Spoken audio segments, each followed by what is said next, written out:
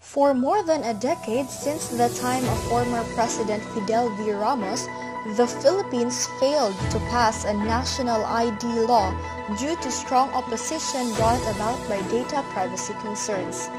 That ended in 2018 when President Rodrigo Duterte signed Republic Act 11055, or the Philippine Identification System Act.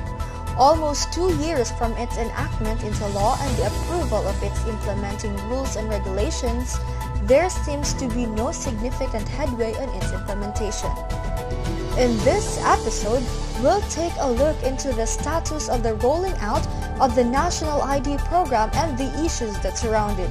But before that, if you are new to this channel, we would appreciate a lot if you tap that subscribe and bell buttons below.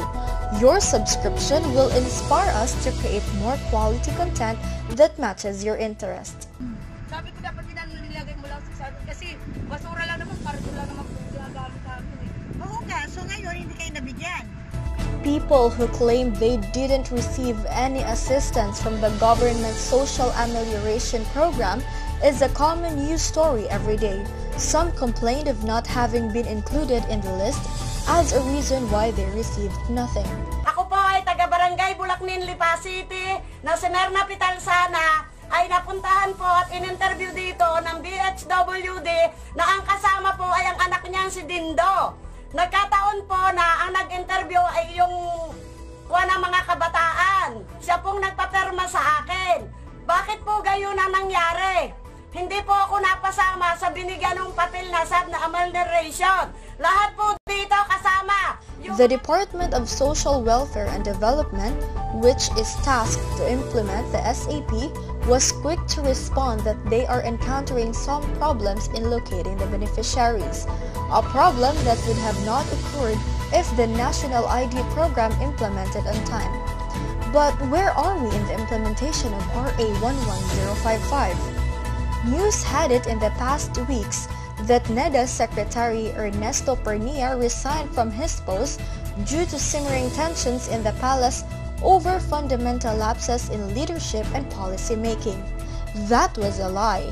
A source from Malacanang who is privy to the matter said the good secretary was booted out from his office by no less than the president himself, as the chief executive lost confidence in Pernia as he was too slow in rolling out a key Duterte initiative, the National ID system, which presidents since Fidel Ramos had tried to implement but failed.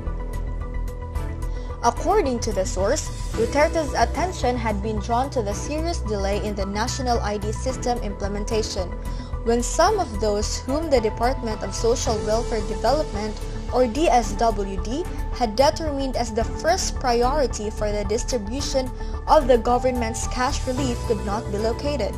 Duterte reportedly asked his officials, "Why don't you find them through the National ID system?"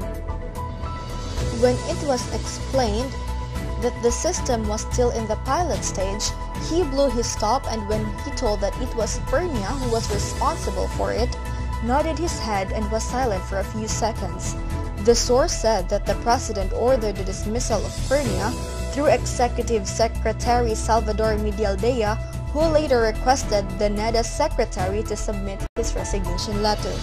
The task of implementing the PhilSys is given to the Philippine Statistics Authority, which is under the National Economic and Development Authority headed by Pernia. The law also ordered the creation of the PhilSys Policies and Coordination Council, a body of 14 agencies, to make sure the ID system was implemented smoothly. Pernia was chairman of the council. With Pernia's firing, the president was quick to replenish the post with the appointment of Finance Undersecretary Carl Kendrick Chua as the new NEDA chief. Issues aside, the Philippine Identification System initiative of the Duterte government is currently still in its pilot testing stage after almost 2 long years. Under the law, the program is shelved 2 billion pesos in funding every year for 3 years, totaling to 6.9 billion pesos. Under Chua, the PSA targets to register 5 million people for 2020. The hardworking and intelligent former Undersecretary also said that they will be registering families instead of individuals to hasten the process and help the government in its relief efforts while the country is still fighting for the COVID-19 pandemic. The national ID would contain basic information like a person's full name, sex, date of birth, place of birth, blood type, address, and citizenship. Marital status, mobile numbers, and email addresses are optional.